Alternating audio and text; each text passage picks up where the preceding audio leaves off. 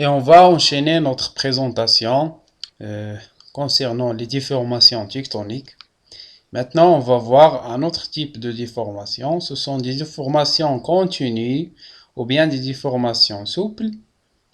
Ce sont des déformations du couche géologique initialement plan sous forme d'ondulation, plus ou moins grande à la suite d'une contrainte de compression. Elles sont la manifestation la plus spectaculaire de la déformation ductile. Et bien sûr, on parle des plis. Ici, comme vous voyez, on a les déformations souples sans enregistrement d'aucune cassure au niveau de la roche.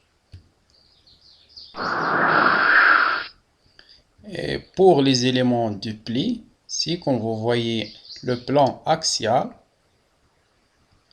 voilà ici les éléments en détail. Chaque pli, il est constitué d'un axe, une charnière du pli, un flanc qui peut être soit un flanc normal ou bien un flanc inverse, une surface de l'étage et un point d'inflexion.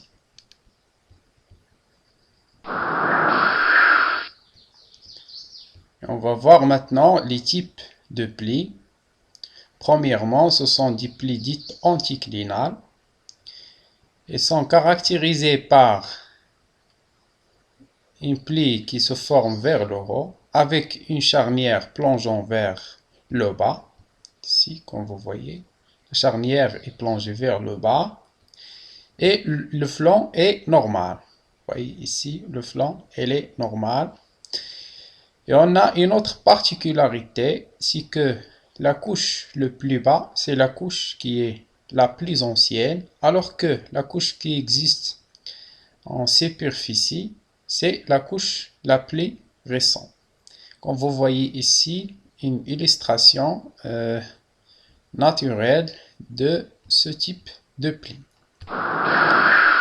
Et par contre, les plis dits concaves, ce sont des plis synclinales. Le charnière se tourne vers le haut et les flancs, ce sont des flancs inverses. Voilà ici. Et par contre, au premier type de pli, ici, la couche la plus récente, elle existe ici, alors que la couche la plus ancienne, elle est à la phase basale.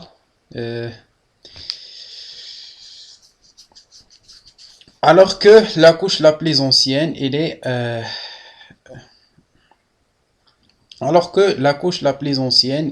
l'étage basal de pli. Et comme vous voyez ici, la forme synclinale du pli. Et pour la classification du pli, il y a des plis dites droites.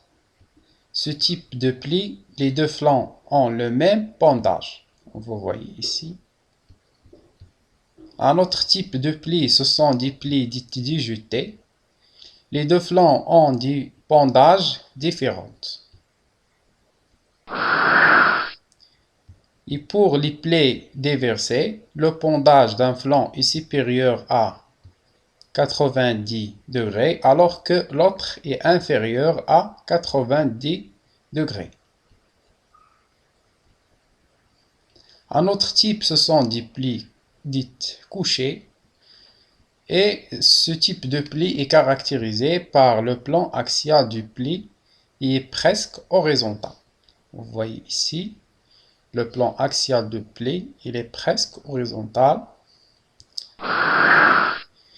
En ce qui concerne la classification en fonction du plongement de l'axe et le plan axial du pli, vous voyez ici, c'est le diagramme de Fluty qui a été inventé en 1964.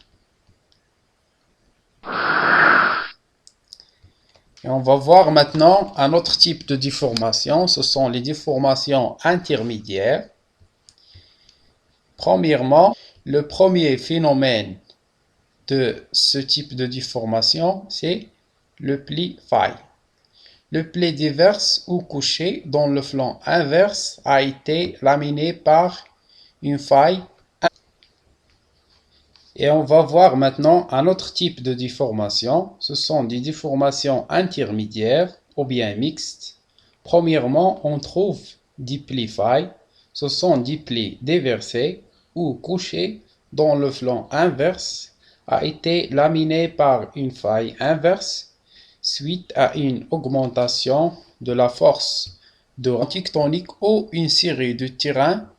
On recouvre une autre par le biais d'un contact anormal de type faille inverse, généralement de faible inclinaison et d'une portée limitée en quelques kilomètres.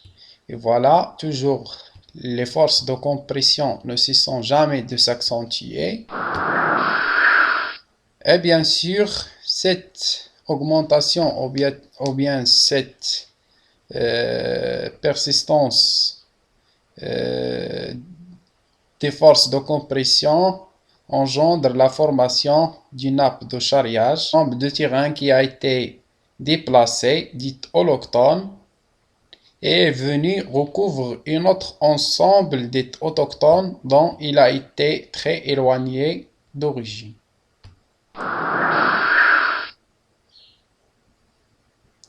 Donc voilà ici une animation qui récapitule le processus de formation d'une nappe de charriage.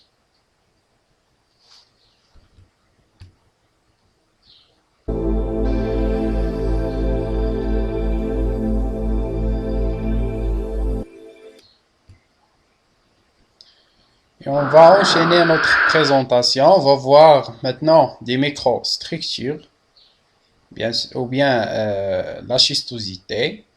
Et comme définition, donc la schistosité, c'est le plan d'aplatissement maximal de la roche. Une roche est dite schisteuse quand elle est infectée par des plans d'aplatissement parallèles entre eux et pénétratifs.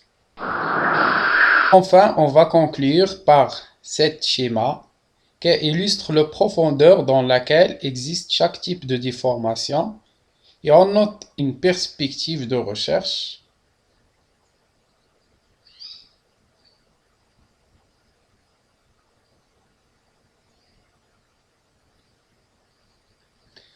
Concernant les relations de ces déformations, que les failles normales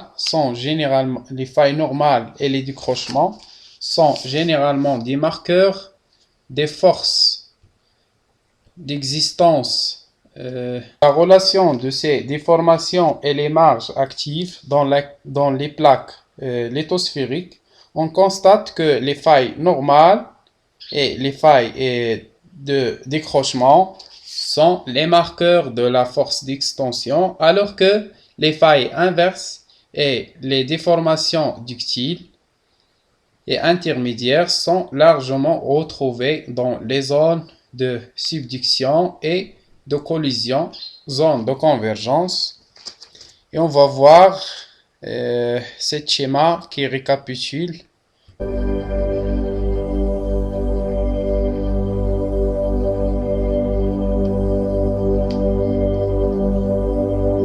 les déformations souples, ce sont des plis.